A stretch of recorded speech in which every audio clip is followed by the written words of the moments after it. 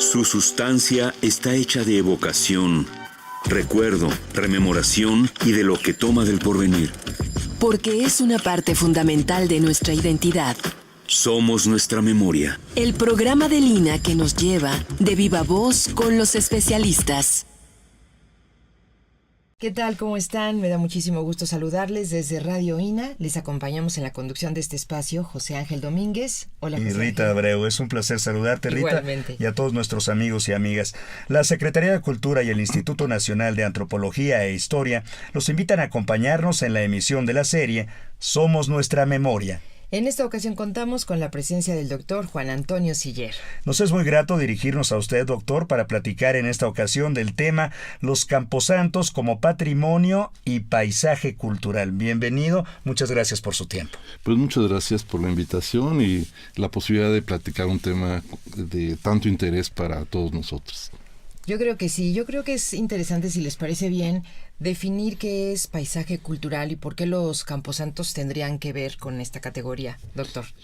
Sí, el tema y esta categoría que la UNESCO incorporó, y son de las dos últimas, tanto los itinerarios culturales como los paisajes culturales, han sido dos categorías que se han sumado a las que ya teníamos anteriormente de patrimonio cultural, patrimonio natural, patrimonios mixtos, las de patrimonios intangibles o inmateriales, que han sido mucho más integrales porque nos permiten ver en una mejor concepción los contextos en los que las cosas se dan y su dinámica, además, que no son estáticas, sino que tienen como cultura una dinámica propia y que la vamos viendo de manera que va cambiando. Claro. Entonces, esta categoría que la UNESCO incorpora para muchas, tiene 4 o 5 líneas y que vale la pena comentar brevemente.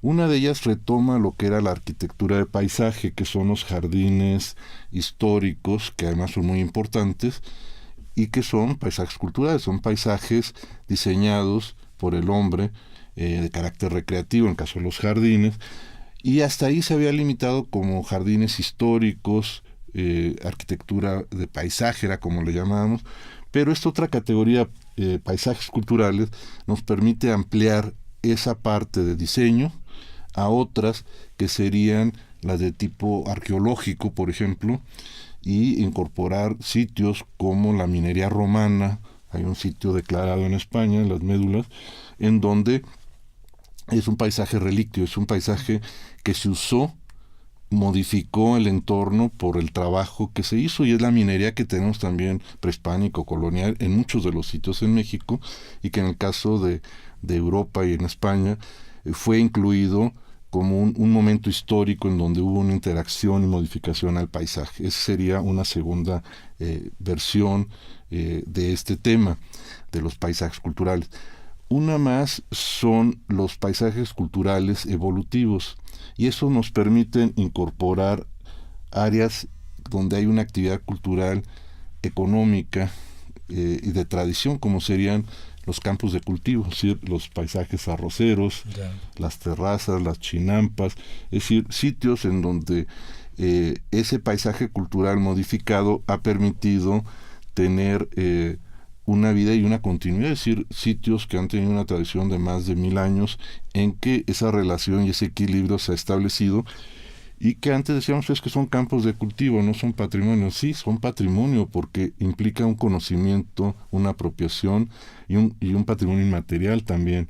Entonces, esa categoría de paisajes culturales evolutivos nos permite inclusive interactuar en plazas. Es decir, las plazas podrían ser estos paisajes que están cambiando de manera permanente. Es decir, si vemos la Plaza de la Constitución o Plaza Mayor, como fue originalmente el nombre, ha tenido cambios, usos, diseños, y si quisiéramos intervenirla tendríamos que considerar ese espacio público en el tiempo y no hacer una copia de otros momentos históricos, y por eso esos espacios tienen una dinámica muy propia.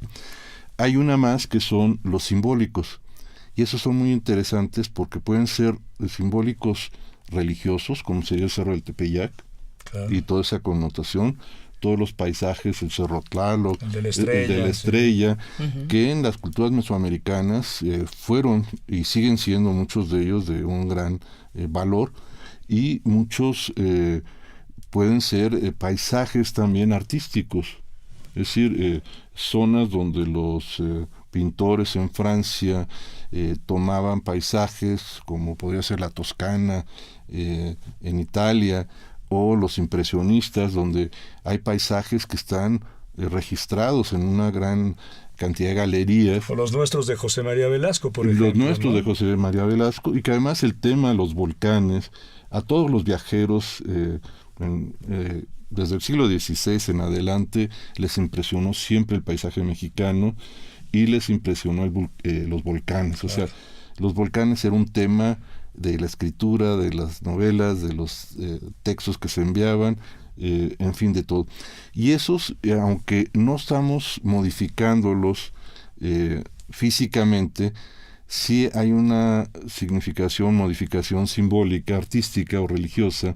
Los cenotes en el área maya, es decir, estos ríos subterráneos y espacios abiertos, las cuevas, etcétera, que históricamente han tenido para algunas culturas y algunas todavía una significación, pues son parte de esos paisajes culturales. Muy bien, pues ahí está, digamos, ese concepto aterrizado, se lo agradecemos muchísimo, y vámonos al tema.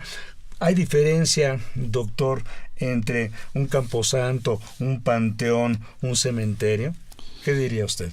Bueno, esos tres elementos podrían ser sinónimos. Uh-huh. A mí me gusta de manera poética camposanto, nos suena antiguo, Claro. Y un camposanto, que es un campo con una característica cultural, es un camposanto que no es un lugar donde se entierra nada más, sino tiene una característica extra, que es un lugar de tradición, de religión y de religión. Y hay camposantos para enterramientos de grupos de religiones diferentes, que lo vamos a ver más adelante. Entonces el tema camposanto nos está refiriendo de alguna manera a un paisaje cultural. El otro tema, el panteón, pues nos refiere también a otro sinónimo que usamos en algunas ocasiones. Quizás nos referimos más al siglo XIX, en el que estos cementerios ya forman parte de espacios civiles, ya no están en espacios religiosos, y les llamamos cementerios o panteones. Pero tenemos también otra más, las necrópolis. Yeah. O sea, necrópolis también desde la época del cristianismo, pues eran esas ciudades subterráneas que estaban sobre la ciudad de los vivos, es decir, en la parte de arriba estaba la estructura romana, y los perseguidos y católicos, cristianos, se refugiaban en esos lugares para reuniones, no nada más para enterramientos, y en ese lugar, pues si hacemos un mapeo, hay toda una serie de calles que son túneles y que hacen una ciudad subterránea, que es la ciudad de los muertos, uh-huh, en muchas de estas ciudades romanas del origen del cristianismo, ¿no? Doctor, entonces siempre han cumplido una función social. Sí, es un elemento complementario de la vida, es decir, la vida tiene una segunda etapa, y esa etapa es otro espacio mítico, un espacio al que se entra, y lo vemos en los murales de Teotihuacán, como a la muerte o al cambio de espacio terrestre se entra a otro espacio, y ese espacio no es el de la muerte, es el de los vivos, es decir, es el paraíso. Entonces, el espacio al que se ingresa es el Tlalocan, es el espacio de la diversión, de los ríos, de las mariposas, de las flores, y es una cosmovisión mesoamericana muy importante desde el periodo clásico, en el que se ve reflejado que a esa estancia en la tierra después viene el otro lugar al que se va, que no es el lugar de los muertos, sino es un lugar donde ellos van a recrearse, ¿no? Qué maravilla, ojalá y así suceda.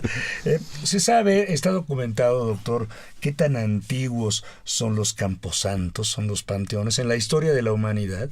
Sí, bueno, lo tenemos desde los primeros grupos prehistóricos, En el Museo Nacional de Antropología han recreado la sala de introducción de una mejor manera con dioramas, y en la última visita vi que ese tema, que a veces era solamente de lítica, hicieron un diorama en donde hay un enterramiento de estos grupos prehistóricos, en donde son enterrados de manera ceremonial.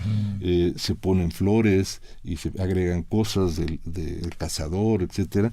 Entonces, esa tradición la podemos ver en nuestros museos, particularmente en el Museo de Antropología, y lo podemos ver en la historia, que parte desde ese concepto de acompañar al difunto, al que muere, a ese paso al otro mundo y a sus objetos asociados, ¿no? En esa transición. Entonces sí, es mucho más allá de la historia documentada. Tenemos los seres humanos esa pulsión, ese asombro, esa maravilla por la muerte y esos ritos que hemos ido desarrollando a lo largo de la historia. Sí, así es. Como honrarla, ¿no? Porque yo pienso en estos grupos sedentarios, ahora que estás así describiéndolos, que ellos van a seguir su camino, ahí va a quedar este entierro, estas flores, lo que hayan realizado en forma de rito o de ceremonia, porque ellos van a seguir sus rutas, ¿no? Y con todo y todo se hacía esta manera de honrar esa vida o de honrar ese final, ¿no? Sí, dejar un túmulo, es decir, hay muchos túmulos funerarios. El emplazamiento que se escoge para esto también tiene características, la orientación, es decir, en relación al movimiento del sol, de la luna, etcétera. Cada cultura asocia esa cosmovisión a la relación del enterramiento. Entonces vamos a encontrar que hay una orientación en los cementerios ya contemporáneos, no se entierran para todos lados, hay una orientación en la forma de enterrarlos, y eso nos va marcando que hay una relación con el cosmos y con la relación histórica antigua de conservar esa tradición, ¿no? Claro. Hace unos momentos, doctor Juan Antonio Siller, platicabas de el Tlalocan y este paraíso al que iban, no todos los que se morían iban al Tlalocan, ¿no? Sí. Unas las madres que habían dado a luz en el parto, a los guerreros que morían en la guerra se iban a otros paraísos. ¿Cómo era esa circunstancia funeraria de enterramientos en Mesoamérica? Nos resulta muy importante desde el punto de vista histórico y arqueológico, porque mucha de la información genética la tenemos ahí, es decir, los antropólogos físicos, por eso ese contexto no podemos desenterrarlo sin una forma correcta. Entonces, el trabajo arqueológico, el antropólogo físico, es fundamental, que acompaña al arqueólogo que hace el trabajo general, para que el dato de la asociación, es decir, el contexto del enterramiento, la forma del enterramiento, los objetos que acompañan, las piezas son matadas, es decir, vemos piezas nuevas que están perforadas o fragmentadas, y no porque se haya caído para algo, utilizarlas sino para que puedan acompañar el personaje con sus objetos. Entonces ese contexto genético, ese contexto cultural es muy importante estudiarlo, porque nos da esa visión que se tiene integral, es decir, cómo se vive en superficie, cómo es el solar, su casa, sus relaciones, sus cultivos, su comercio, pero luego cómo es su relación para la muerte y su cosmovisión. Entonces el trabajo arqueológico es muy importante, y por eso muchas veces protegemos los sitios donde hay enterramientos, para que sean trabajados de manera correcta, en los tiempos correctos, es decir, no se puede excavar la totalidad, siempre se deja una reserva, porque nuestra tecnología pues nos permite recoger cierta información en este momento, pero a futuro podemos recoger datos que no tenemos.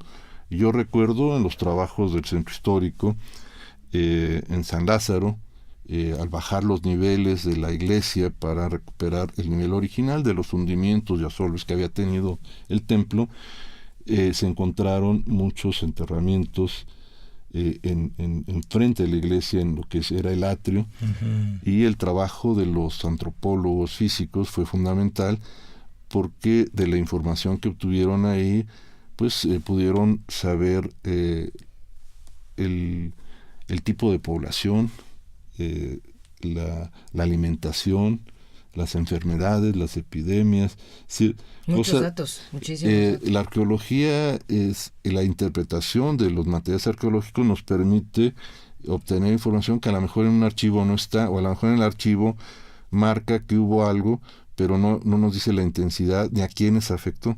Entonces la antropología física y estos enterramientos nos permiten precisar toda esa historia que ha tenido la ciudad o los lugares, ¿no?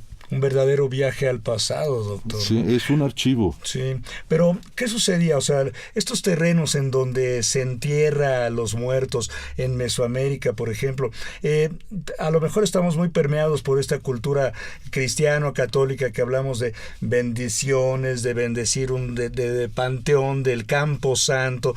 Era lo mismo en Mesoamérica, se escogían terrenos especiales para enterrar a los muertos. Era lo mismo enterrar a un noble que a un plebeyo, jamás ha sido así. Sí, nos sorprende mucho las exploraciones donde la pirámide tiene una tumba, entonces es muy llamativa, pero esa es una, y todos los demás, claro, que es la mayoría, cómo se enterraban. Entonces vamos a tener en el preclásico muchos sitios, en Gualupita, en Morelos, Ana María Pels, que trabajó ahí, encontró muchos enterramientos bajo el fogón. Es decir, había una habitación pequeña, sencilla, y el muerto vivía junto con los vivos abajo. Calientito. Entonces había un petate arriba, se dormía arriba, pero abajo estaban los entierros de los difuntos. O sea, el lugar de enterramiento era el mismo lugar de la habitación, por lo menos para el preclásico en esa zona. En otras regiones, por ejemplo en Occidente, tenemos una tradición muy interesante que son las tumbas de Tiro. Son perforaciones que se hace a una capa de terreno que es un poco dura al principio, de petate, y después un terreno un poco más blando y luego más duro. Entonces se hacen oquedades culturales, se abren y se hacen cámaras interiores de uno o varios espacios en donde a partir de ese tiro como pozo se bajaba y se hacían los enterramientos de los grupos de las familias y sus ofrendas, y estaban un poco separados de la zona de habitación. Tenemos Quiahuistlán hacia la costa, frente a Villarrica, que es un cementerio prehispánico ya del posclásico, extraordinario, porque las tumbas, las criptas, tienen templitos y casitas al estilo de las casas prehispánicas. Entonces está el enterramiento ahí, hay cremación, hay ollas, es decir, hay de muchas formas, pero en el monumento funerario es arquitectónico, entonces se ve una necrópolis, pero en superficie del lugar donde están enterrados. Como escala. Sí, y como escala, y además viendo al mar, o sea, están en una parte de acantilado elevado. Hermoso. Y cuando uno ve eso, dice uno, bueno, qué diversidad hay en la cultura mesoamericana de formas de enterramiento que van cambiando ya en otros momentos para la parte histórica, ¿no? Claro. Bueno, pensemos en esta forma de enterramientos y en esta filosofía que es como muy poética, ¿no? Cuando hacemos la transición histórica y caemos a la Nueva España, ¿qué se retoma de toda esa tradición mesoamericana? ¿Qué elementos llegan a la forma ritual, a las ofrendas, a la forma de enterramientos de ese otro pasaje? Sí, yo creo que se dan una fusión de dos culturas, una cultura medieval europea que incorpora y la tradición indígena mesoamericana. A veces se fusionan y a veces marchan de manera paralela, cada una con su tradición.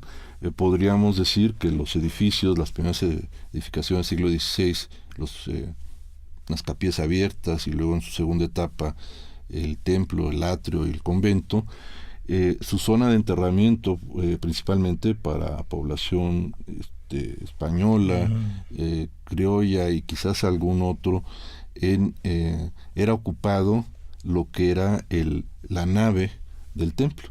Entonces esos edificios tenían pisos de madera originalmente, después ya los vimos con losas de barro o de piedra, pero originalmente eran pisos de madera que se podían levantar, remover y volver a enterrar en algunos sitios o reocupar en algunos, hasta que eso se saturó.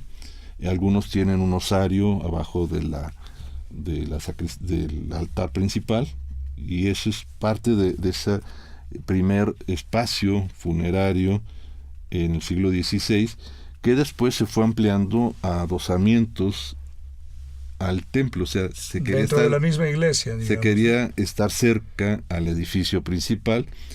Se ocupó y se saturó eso, y después el atrio, que tuvo una primera función, después tiene una segunda función, que ya no es un espacio de culto, ya no es un espacio para impartir o celebrar la misa, sino que ese espacio de la capilla abierta y de procesiones pasa a ser un espacio de cementerios.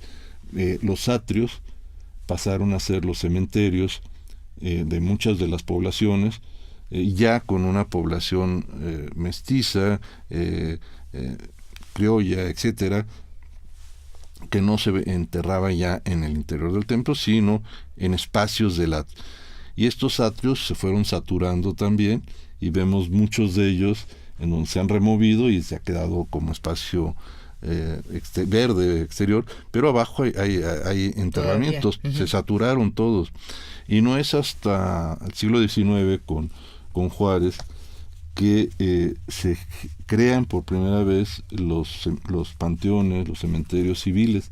Entonces ya no se puede ocupar, aunque se siguen ocupando en muchas poblaciones, los atrios o los espacios religiosos de las iglesias, sino que se hacen cementerios y panteones, en donde en estos lugares se regula toda la parte funeraria que se desarrolla a partir de este siglo XIX, en la época de Juárez. Entonces hay la presencia de los primeros cementerios y panteones como los que conocemos, pero por lo menos siglo XVI, XVII y XVIII fueron en los espacios de la propia iglesia. Claro. ¿Y qué sucedía? Yo siempre me he preguntado, doctor Siller, ¿qué pasaba? ¿Cuándo empezaron, por ejemplo, los enterramientos en cajones, por ejemplo, ¿no? En América, porque antes a los indígenas se les enterraba envueltos en un petate, por ejemplo, ¿no?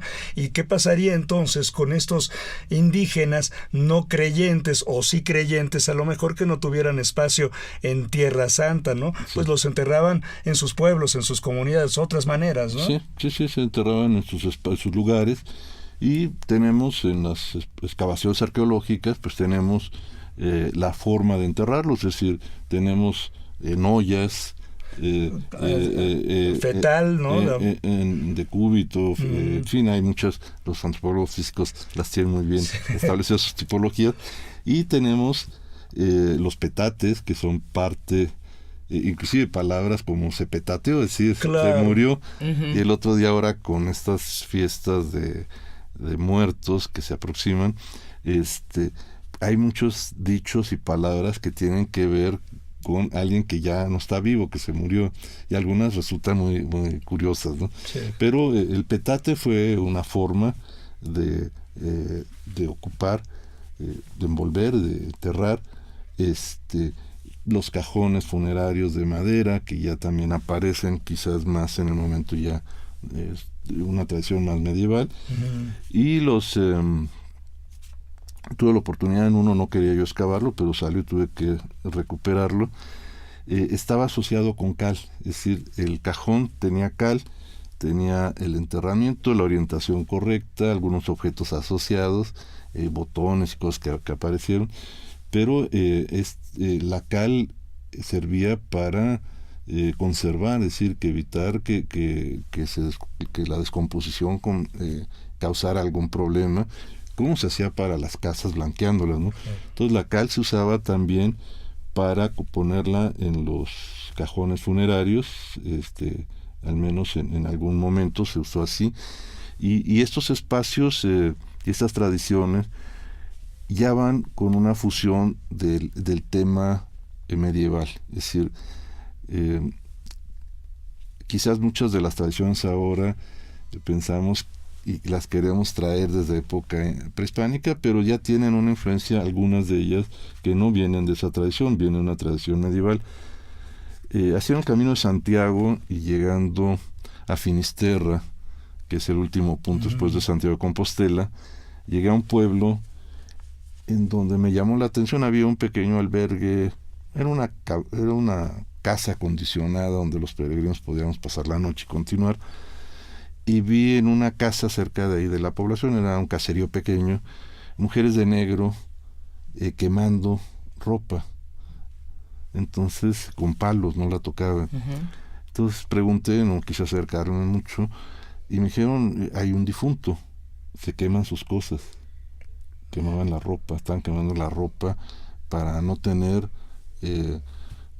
esos elementos personales que eran parte de la vestimenta. Pero no por una cuestión, digamos, de epidemia, no, de peste. porque ya era reciente, pero lo que estoy viendo es que estaban retomando una tradición medieval de pestes y de otras cosas, donde lo más importante era que la epidemia no continuara.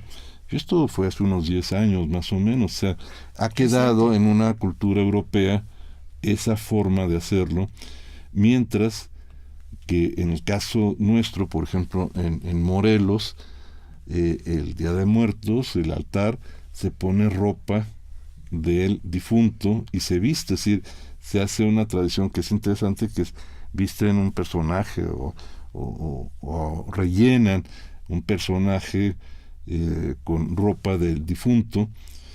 Y cuando yo vi aquello, dije que es diferente, es el concepto en una cultura y en otra. Es decir, acá esos son parte del recuerdo, de la referencia. Y hasta se reparten, ¿no? Entre familiares, por decir, ¿no? Pero se recrea en el altar, mientras que en el otro se está quemando, se desaparece, ¿no? Entonces, este tema es tan rico y tan complejo que no hay una sola forma, hay muchas formas. Quizás el aspecto antropológico nos permite, la investigación antropológica nos permite ver la diversidad que tiene esta tradición en el mundo, ¿no?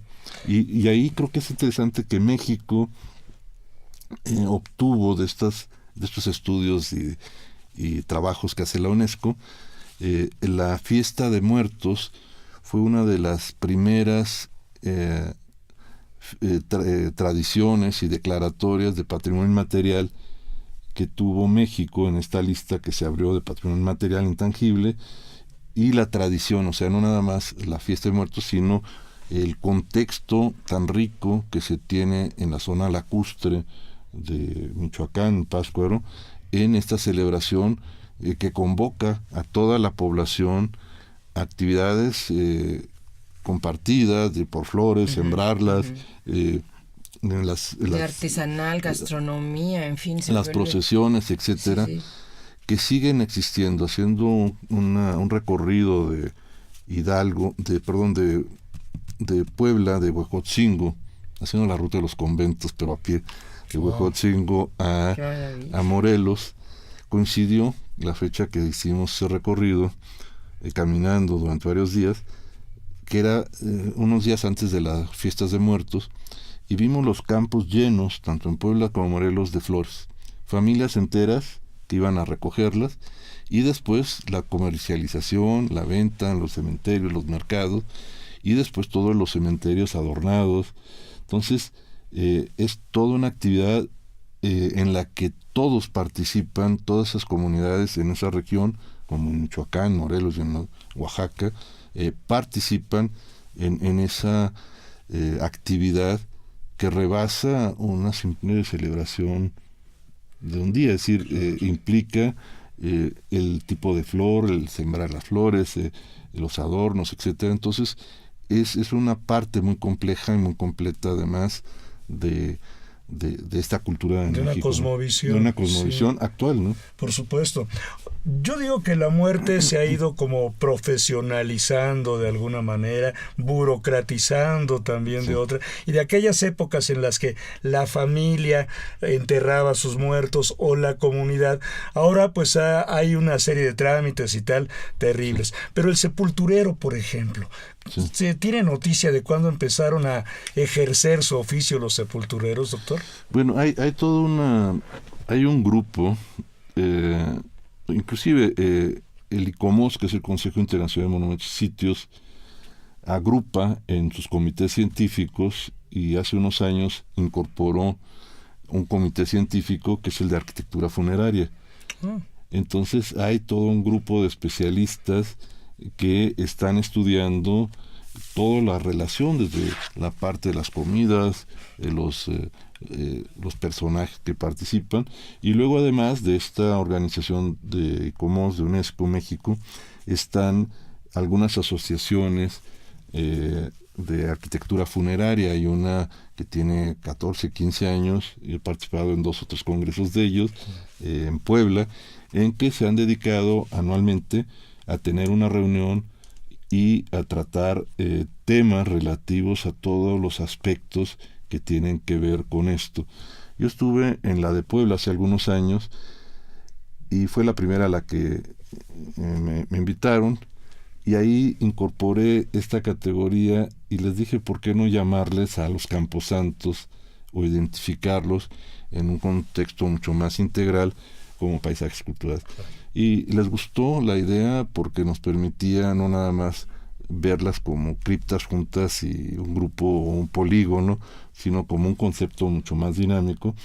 Se hicieron unas conclusiones y unas recomendaciones de ese congreso, que en una publicación que se elaboró se establecieron los puntos principales, entre ellos la forma de conservarlos, de protegerlos, porque estos espacios están pues expuestos en muchos casos a vandalismo, a depredación. Entonces ya en otros momentos, siglo XIX, XX, pues son museos escultóricos, esculturas, bronces, maderas, en donde lo mejor del lugar se lleva. Uno de los cementerios más importantes en el mundo, bueno, hay varios en Francia, en México, pero en el sur de Chile, en Punta Arenas, es un cementerio de migrantes. Entonces eso resulta también muy interesante, porque es esa población de la parte de Europa Oriental que llega a la Patagonia, al sur, a Chile y a Argentina, se establece, llegan sin nada, desarrollan sus actividades, y las ciudades se hacen casas muy importantes, avenidas, etcétera, pero a la par de eso, el cementerio es impresionante, es decir, esculturas, las criptas, y realmente ve uno artistas que mandaron esculturas pedidas por la familia, y recorrer uno de estos cementerios es impresionante por la riqueza que tiene y los personajes migrantes que están ahí. Yo hago referencia a esto al cementerio inglés, la presencia de los ingleses, el que está en Hidalgo, ¿no? El de Real del Monte. Real del Monte, de Cornwall, esta parte de Inglaterra, y estos mineros que trabajaban, operarios de todos los trabajos que se hacían ahí, cuando morían tenían su propio cementerio. Entonces es un cementerio, le llaman inglés, porque por la religión de ellos, protestantes, la mayor parte, eran enterrados en ese cementerio y no en el cementerio católico o cristiano del lugar. Están enterrados de manera diferenciada y boca abajo. No. Pues no sé exactamente cómo, pero sí aparte, ¿no? Aparte, como marcando su diferencia o son espacios sus características separados. Sí. Y pocas veces nos ponemos a pensar que llega a eso, o sea que clases sociales en la muerte también. Sí, religión más que clases sociales. Sí, puede estar enterrado un obrero minero y el jefe, el ingeniero, pero están enterrados de acuerdo a su religión. Entonces yo creo que es uno de los pocos en México que tiene esas características, y en reciente visita supe que había sido declarado Patrimonio Mundial, no por México, ¿no? sino por Inglaterra. Inglaterra declaró las instalaciones mineras de ellos en Inglaterra, sus campos, sus habitaciones, la parte obrera, pero como extensión fuera de estos mineros migrantes, incluyeron este cementerio en México.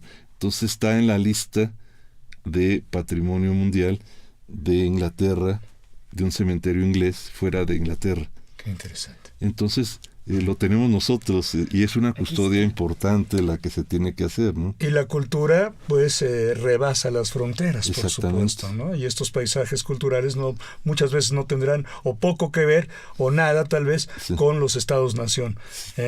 Doctor, estamos llegando a la mitad del programa, mi querida Rita. Así es, queremos recordarles que estamos platicando con el doctor José Antonio no tanto. Juan Antonio Siller, y que el tema es los campos santos como patrimonio y paisaje cultural. Y ya estamos en los temas de los principales panteones. Yo creo que hay muchos. Usted mencionaba el de Pachuca, hay en la Ciudad de México algunos que vale la pena también. Ahora ya a lo mejor también como itinerario cultural, porque esa forma tan pues grandilocuente de levantar mausoleos y todo ya también es parte del pasado, ¿no? Sí. Ahí están algunos panteones muy impresionantes todavía. Tenemos unos impresionantes, no nada más por sus características artísticas, sino por los personajes que están ahí. Entonces, sí tenemos una relación muy amplia de estos cementerios y la necesidad también de conservarlos, porque muchos de ellos no han tenido la conservación que deberían de tener, y entonces de repente encontramos culturas mutiladas, saqueos, etcétera. Entonces creo que el tema de la arquitectura funeraria y de estos paisajes culturales es muy importante. Quisiera apuntar alguna cosa antes de entrar a este otro tema, del de los ingleses. Muchos de los que aparecen en la información de las lápidas aparecen los instrumentos de los masones. Muchos de estos ingenieros o maestros eran masones, tenían grados diferentes y están señalados en las propias lápidas, la jerarquía que guardaban. Dentro de la estructura masónica. Dentro de la estructura. Entonces eso también es interesante incluir, que nos está dando una información, además de genética social, las actividades en las que muchos de ellos estaban relacionados. Doctor, yo tengo entendido que, bueno, el trabajo principal de las tumbas y tal luego recae en los marmoleros de todo el mundo, ¿no? Y del país. ¿Habrá arquitectos que se especialicen en la obra funeraria? ¿Tú tienes una obra en algún camposanto, en algún cementerio, que sea parte del recorrido de la obra del doctor Siller? No, pero he conocido gente, una arquitecta chilena, comenté yo que había estado en Punta Arenas, y me dijo, mi padre vivió ahí, era arquitecto y trabajó en muchos de los diseños que se hicieron para ese cementerio, que es como el quinto o sexto más importante por sus características dentro de los cementerios del mundo. Inclusive la vegetación, los árboles que se han puesto son muy específicos, muy característicos. Y regresando al tema de estos cementerios, en un trabajo que nos pidieron para Iztapalapa, que es todo un caso en la Ciudad de México, es decir, es un lugar que tiene un boom, en los migrantes llegan ahí, se establecen ahí antes de entrar al resto de la Ciudad de México, y el crecimiento en años recientes ha sido impresionante. No hay áreas verdes, es decir, la ciudad ha crecido, y el Cerro de la Estrella, que en época de Lázaro Cárdenas se declaró área protegida, se ha ocupado el área protegida y queda un 10% del 100% que era el área delimitada. Entonces, uno de los temas que nos pedían era identificar los patrimonios en un lugar como Iztapalapa. Si vemos ceremonias de ese nivel, creo que la más grande, ¿no? Es una de las más importantes. Entonces, si estamos hablando de la pasión de Cristo y de la muerte, en una ciudad en donde ese tema quizás no es tan importante en otras áreas, en Iztapalapa se vuelve el centro de cohesión. Entonces, todos participan, la ciudad se transforma, los caminos se hacen caminos procesionales por donde se hacen las celebraciones, etcétera.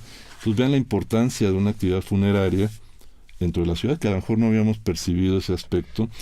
Y la otra, las áreas verdes que no teníamos, evalué cuáles eran los cementerios que existían ahí.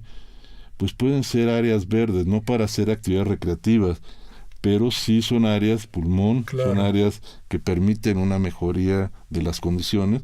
Y cuando evaluamos la cantidad de cementerios que hay en esta región, es impresionante, porque podían, si se dieran buenas condiciones para ello, podrían ser las áreas verdes que esa zona no puede ya crear, no se pueden hacer nuevas áreas verdes, pero esas que tienen ese paisaje cultural y ese uso y ese destino, sobre todo ahora en Muertos, en la fiesta diferente al de la Pasión, quizás son dos momentos muy importantes para una zona que diríamos no tiene patrimonio cultural, y tiene el más rico, porque tiene un patrimonio inmaterial que no hemos percibido, que son la Pasión de Cristo y las fiestas de Muertos en toda esa zona. Entonces, esos cementerios o camposantos pues pueden permitir una condición de habitabilidad mucho mejor. Hay árboles, hay vegetación, claro. Y entonces pueden ser los pulmones de una zona que se olvidó de áreas verdes, ¿no? Los difuntitos siguen contribuyendo al bienestar de los que estamos todavía por acá. Sí. Suena maravilloso. Doctor Juan Antonio Siller, ahora que hablabas, recordé el Panteón de San Fernando, por ejemplo, sí. Que está pues casi en el centro histórico, está la tumba de Juárez ahí. Y ahora que decías tú de que mucha gente va a los panteones en esta cuestión también de viaje, de visita, de aprendizaje y tal, pues está el otro panteón donde está Pedro Infante y tal, y que cada determinado tiempo en su aniversario pues se llena y la gente va a demostrarle su aprecio todavía. Y ahí dentro de esos panteones hay monumentos funerarios muy distintos. El de Juárez es uno muy particular y el de Pedro Infante otro. ¿Te gustaría abundar un poco en torno a toda esta diversidad de lápidas, digamos, de monumentos funerarios, de arquitectura funeraria en nuestros panteones mexicanos? Sí, y yo agregaría, quizá esto va a desaparecer, ¿no? Sí, yo creo que va a haber cambios porque las áreas, es decir, estamos pasando a los cementerios verticales. Es decir, ya no podemos seguir creciendo en el nivel horizontal y las visitas a estos sitios, que puede ser durante todo el año, pues resultan interesantes, un acercamiento a la historia, es decir, ver dónde están estos personajes históricos, artistas, científicos, y siempre esa referencia es importante para asociar la obra de estas personas y el lugar donde están. Entonces puede ser desde el artista hasta el científico, el militar, muchos que están fuera, es decir, la tumba de Porfirio Díaz. Ahí en Père Lachaise, ¿no? Sí, que es toda otra referencia. Hace poco vi la de Julio Verne, que también resulta muy interesante, es decir, de un escritor. Entonces todo eso... Jim Morrison anda por allá también. Sí. Entonces todo eso forma parte de un referente y quizás el cambio sí va a tener que ser a futuro, los espacios van a tener que ser diferentes para esta actividad, pero los espacios que tenemos históricos tienen mucha información que nos va a permitir, si los conservamos, si no los modificamos, ir sacando poco a poco. No se puede hacer una exploración al 100%, siempre se hace una parte nada más de él, pero hay mucha información que no está en archivos y que está en estos lugares a través de una exploración arqueológica correcta, para recuperar. Hay también otra situación, leía, las comunidades indígenas en Estados Unidos, por ejemplo. Muchos de ellos, por los antropólogos sociales o antropólogos físicos, recuperaron cementerios y restos óseos y fueron llevados a museos. Los grupos actuales en Estados Unidos están tratando de recuperar a sus ancestros y no tenerlos en exhibición. Es decir, regresarlos a su lugar sagrado, a sus sitios, y ya no se puede hacer sacar y llevar. Por lo menos han regulado eso, y muchos de los que exploran estos vestigios para tener datos de sus ancestros son arqueólogos y antropólogos del mismo grupo indígena formados, los estudian y los entierran. Es decir, ha pasado del objeto arqueológico exhibido a un respeto mucho mayor que debería de tener, ¿no? En la arquitectura andina, en la región de Salta, al norte de Argentina, se encontraron vestigios de niñas sacrificadas a más de 5.000, 6.000 metros de altura, que se conservaron casi intactas, o sea, como momias. Las recuperaron, las tienen en un museo climatizado, hay una en exhibición y otras que están en resguardo, pero también es la misma situación de Norteamérica. Quizás para estas otras en Sudamérica, que quizás en un momento dado deberían de estar en un lugar, porque estos ancestros todavía están ahí, en Bolivia, en Perú, en todo esto. Entonces, creo que va a cambiar el respeto y la relación hacia el tema de la arquitectura funeraria, ¿no? Y de las costumbres funerarias, sobre todo. ¿Qué pasa, doctor Juan Antonio Siller, en una época de grandes conflagraciones, por ejemplo, o una época de peste, o porque se llama Barranca del Muerto porque decían que blanqueaban ahí las colinas, las cañadas de esa zona de la Ciudad de México con tanto muerto en la Revolución? ¿Ha afectado esas circunstancias algún cementerio en particular? Bueno, muchas vías de comunicación las han trazado cerca de los cementerios y se los llevan, es decir, como si no fueran importantes. Yeah. Es decir, esa es una. Y lo otro, que por ejemplo estas grandes pestes, etcétera, París, la cantera de los edificios de París, de Notre Dame, se sacó del subsuelo de minas. Entonces la piedra se traía del propio lugar, que era mucho más fácil extraerla, subirla, y esos huecos que quedaron se usaron como cementerios. Entonces empezaron con carretas, en guerras, todo, a meterlos. Fosas comunes. Sí, eran galerías donde se enterraban, y el problema histórico que hubo ahí es que mezclaron zonas de acuíferos con enterramientos. Entonces contaminaron sus aguas, y aunque después empezaron a retirar y a reubicar, pues ya estaba hecho mezclar dos cosas, los mantos acuíferos de la ciudad con los lixiviados de los muertos, digamos, ¿no? Entonces, históricamente en ciudades tan importantes como París se dio eso. Y bueno, en el caso de México, pues las obras urbanas que siempre dicen, hay un cementerio, pues quítale una parte y lo atravesamos. Entonces, creo que son lugares de gran valor histórico y de significación para la gente que está ahí, ¿no? Pues sí, nos has dicho es que hay que tener ese, digamos, un asterisco en el asunto de que es un patrimonio a proteger, a preservar, porque es verdad que toda esa arquitectura funeraria a veces sí está muy dañada. Llegas ya al panteón, estoy pensando en el del Joco, estoy pensando en el panteón francés que está ahí en Avenida Cuauhtémoc, que quedaron pues de alguna manera ya prácticamente dentro de la ciudad, y que sí requieren como atención y pues mucho mantenimiento seguramente, ¿no? Sí. Ese era todavía ese concepto que nos dices de el lleno de cipreses, donde había como un especial interés en que quedaran como sitios de quietud muy armoniosos, muy ceremoniosos, ¿no?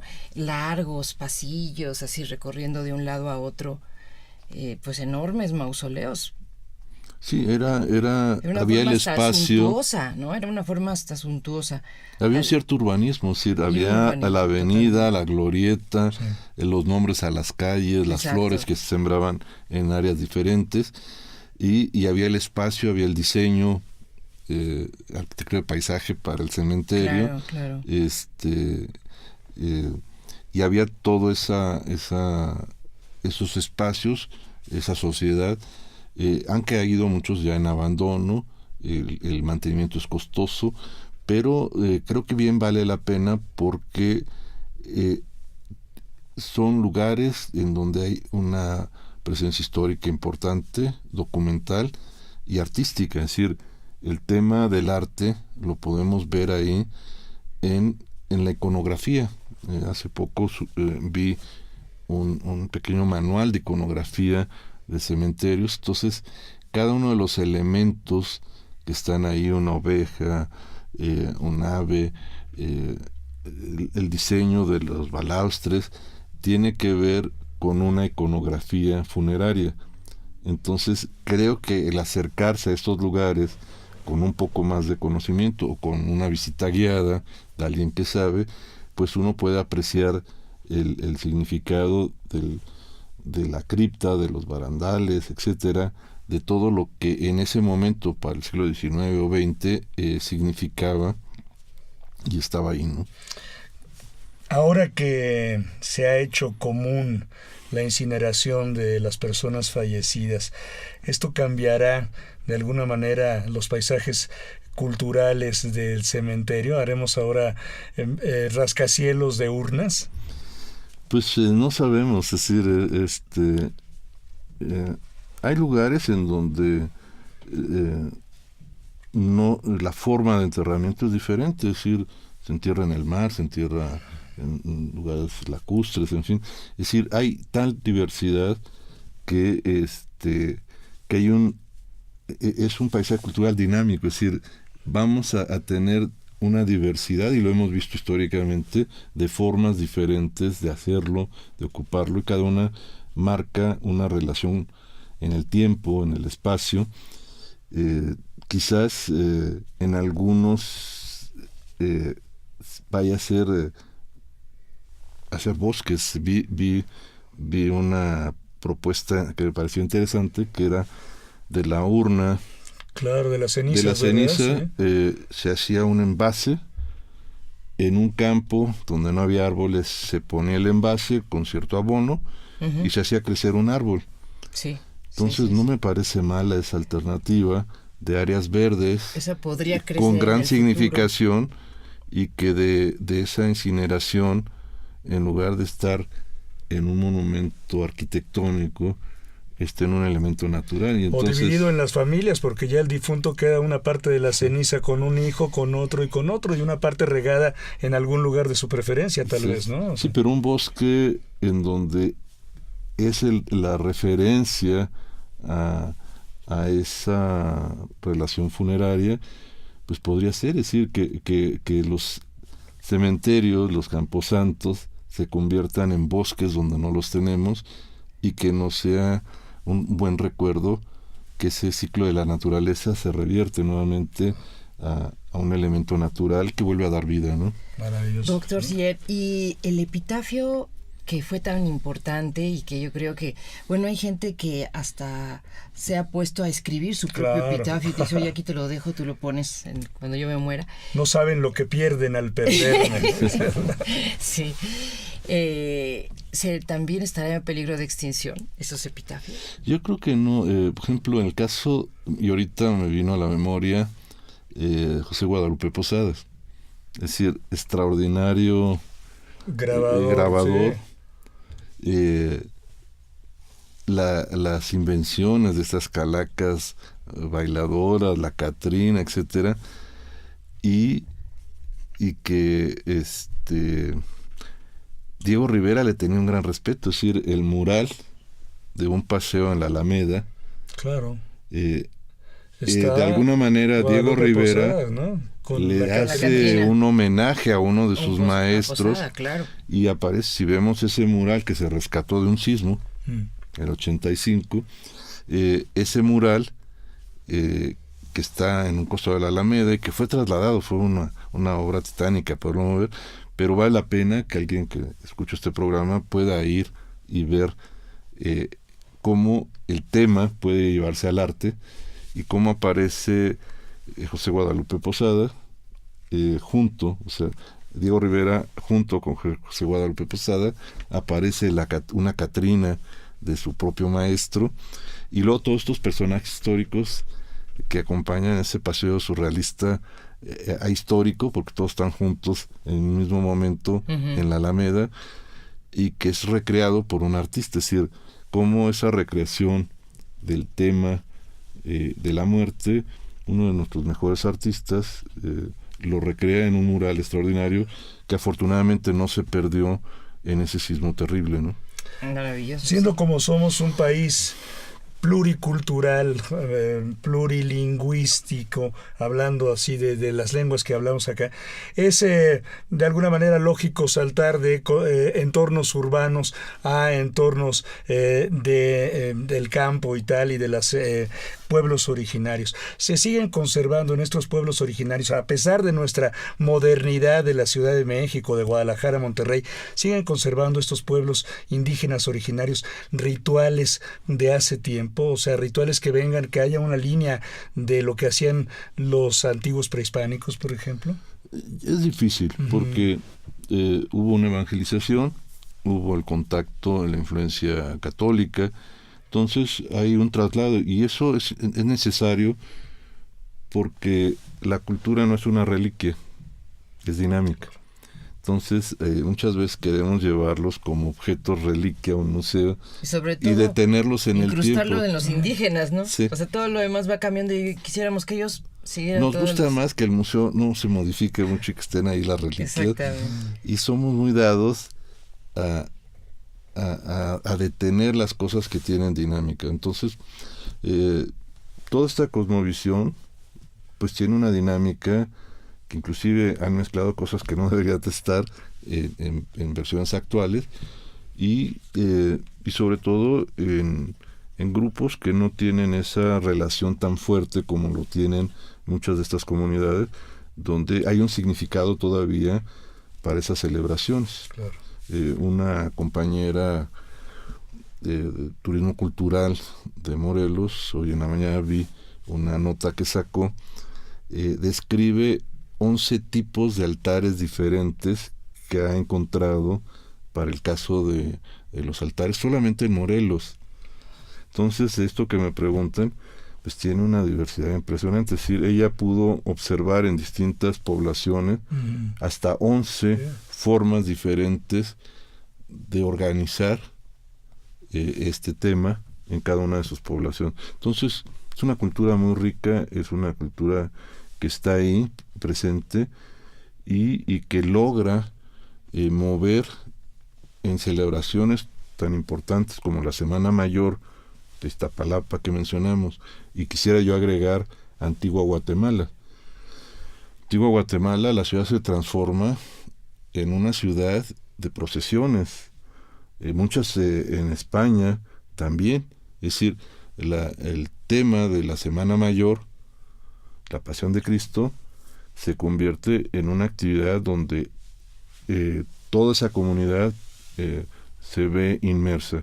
En Antigua Guatemala salen procesiones 40 días antes de cada lugar, y cercanos a la semana, no es un solo día, hay procesiones de grupos de las mayordomías de cada lugar, estos andas que tienen impresionantes con las escenificaciones de la pasión en distintos momentos, y que se repite de manera cíclica cada año, y no es solamente el Día de Muertos hacia noviembre, sino esa es otra celebración de la religión en un espacio urbano que se transforma en un espacio sacro. Es decir, más allá que la iglesia y el atrio, la ciudad se transforma y las calles vehiculares son calzadas procesionales. Es decir, qué riqueza que podamos ser tan polivalentes, de que una calle de autos salen y se vuelve un lugar en donde se hacen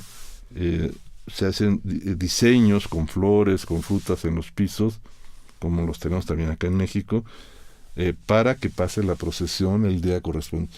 Y la gente que vive frente a donde va a pasar la procesión participa de manera colectiva en el diseño del tramo del piso con una escenificación.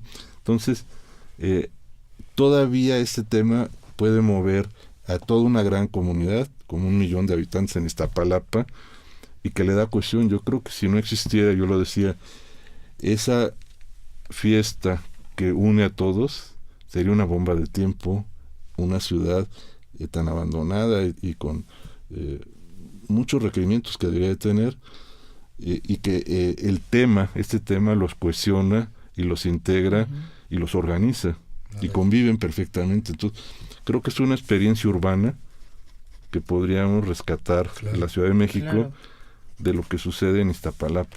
Claro que sí. Tenemos muy poquito tiempo. Una recomendación breve, pronta y expedita sobre cómo debemos hacer la visita a los panteones en los días de muertos. Sí, he visto que ahora, afortunadamente, por ejemplo, en Ocotepec y en otros lugares, se ha solicitado que sea respetuoso. Y lo que han puesto los colegas y la gente que no es disfrazado, es decir, no es una fiesta de disfraces, hay que ser respetuosos.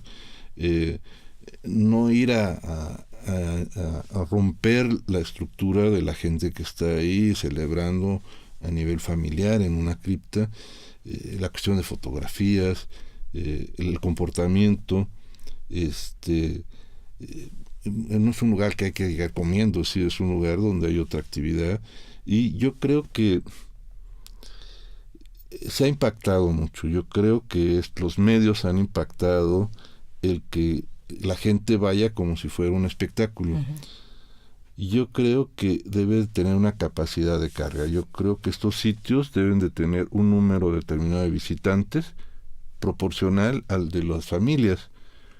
Y sí lo podríamos regular, es decir, dejar de promoverlos primero, y decir un 10% debe ser visitantes y el 90% los deudos que van ahí.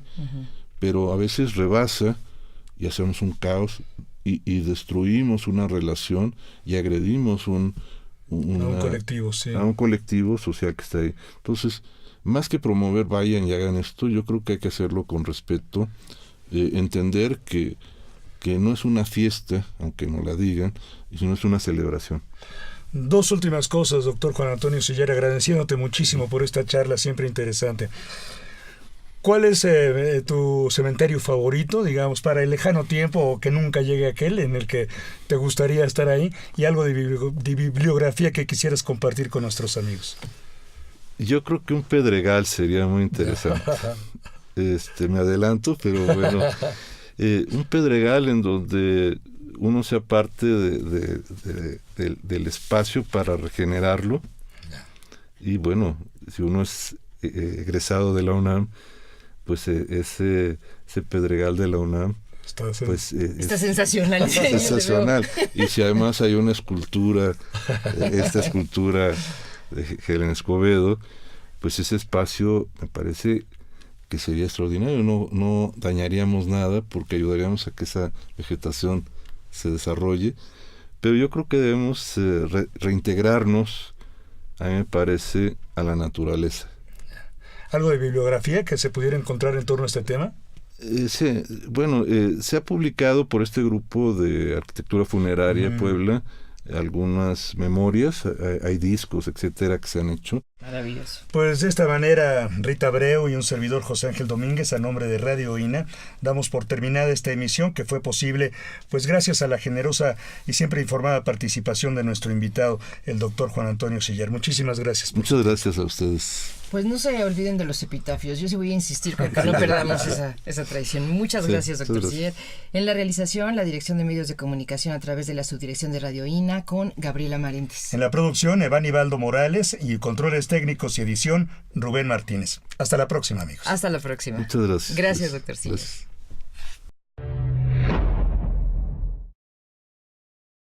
Las opiniones y comentarios aquí expresados son de entera responsabilidad de quienes proporcionan la información y no representan necesariamente las opiniones de Radio INA ni comprometen el pensamiento editorial del Instituto Nacional de Antropología e Historia.